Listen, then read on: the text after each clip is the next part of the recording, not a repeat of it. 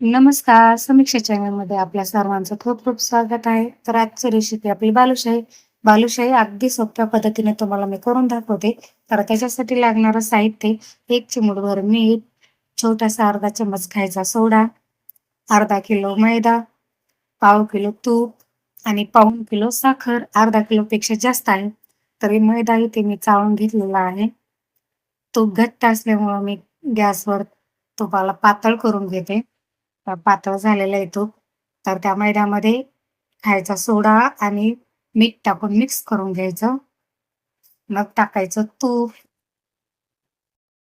तूप आणि मैदा एक छान असं मिक्स करून घ्यायचं.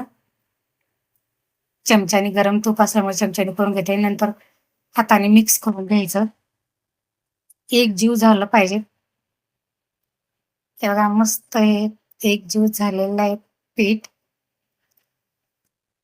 आता ह्याच्यामध्ये टाकूयात आपण साजूक दही.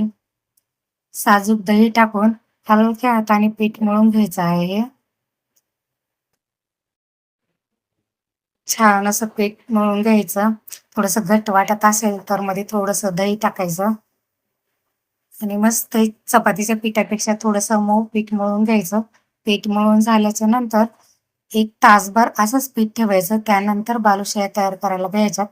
तर या बघा अशा मस्त बालुशाया गोल गोल गोल तयार करून घ्यायच्या. बालुशाया आपल्या तयार झालेल्या आहेत.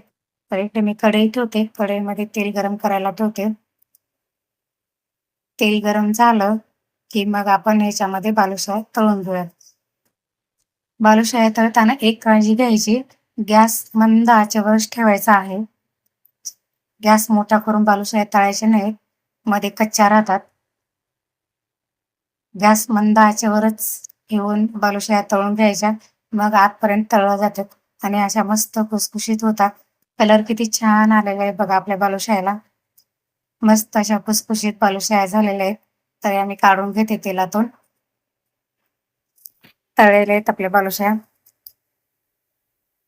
इकडे पाक करायला तयार ठेवूयात.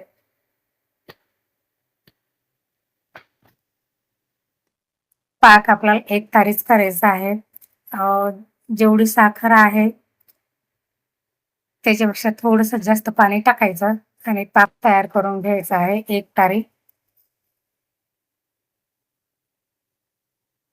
पाक आपला तयार झालेला आहे. तर पाक नॉर्मल झाल्यावरच बालुशाही टाकायच्या. एकदम गरम-गरम पाकामध्ये बालुशाही टाकायच्या नाही. पाक थोडासा थंड होऊ द्या, मग बालुशाही टाकायच्या मध्ये. बालुशाही टाकल्याच्या नंतर 1 ते 2 तास असंच ठेवायचं. या बालुशाही आपल्या मस्त तयार झालेल्या आहेत. व्हिडिओ आवडला तर व्हिडिओला नक्की लाईक आणि सबस्क्राईब करायला विसरू नका. Thank you.